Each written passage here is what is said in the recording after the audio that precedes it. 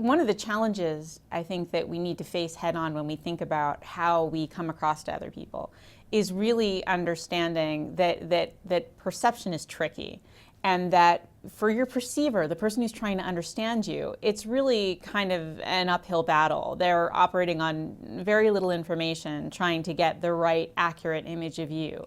But the good news is that the kinds of mistakes that perceivers make are very predictable, right? It's not random. We know a lot about the kinds of signals a person sends and how they tend to be perceived by other people. President Obama, when he was running for re-election, had his first debate with Mitt Romney, and he went into it, according to everything that was said afterwards, he had gone into it really trying to seem presidential and not wanting to rise to the bait, you know, kind of trying to take advantage of the fact that he was coming in as an incumbent president. And it turned out that at the end of it, people who were in the audience, even people who were fans of President Obama, thought that he had come across as lethargic, as disengaged, wondering if he had had enough sleep that night. And afterwards, he was really quite surprised when he spoke to his aides to find out how poorly he had done, because he really thought he was very successfully coming across as above the fray and presidential, when in fact he was actually seeming sort of out of it. And so you can think if someone like President Obama, who's really a gifted orator and has a lot of experience trying to come across to other people in a particular way, if he can be so wrong about how he's coming across, then it's obviously pretty easy for the rest of us to make the same mistake. We tend to think that other people are really paying attention, really trying to understand us, when most of the time they're happy to just get the gist of you, and the gist can be totally wrong. The first phase of perception, what Kahneman calls system one thinking, is really the part that's very automatic.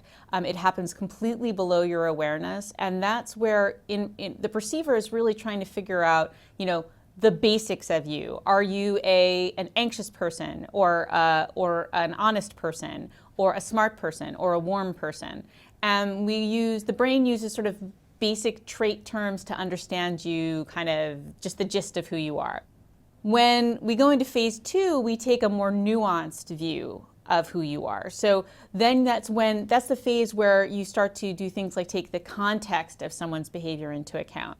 Take into account what you know of them outside this one situation. Really try to get a more nuanced view of what this person is like. Now the problem is, phase one is automatic, it's content to just get the gist. It uses shortcuts and rules of thumb in order to really kind of get a sense of who you are in that thin slice sort of way. Phase two is not automatic. It is labor intensive. It requires a lot of effort and energy to get a more nuanced view of another person. So what happens is that much of the time, people are never going past phase one. When they're trying to understand you, they're just getting the gist, and they're either not motivated to go into phase two and try to really get a more nuanced view of you, or they're just unable to go into phase two because they're so busy with all the other things we have to pay attention to. So the point of the book was really to give people that research, that science that shows, look, if you want to come across as trustworthy, if you want to come across as friendly, if you want to come across as competent or caring, these are the signals, right? This is the body language. These are the kinds of things you can say in order to really clearly convey that intent and come across the way you intend to. So it's definitely a challenge coming across the way you intend to, but it's definitely a challenge that with the right tools you can master.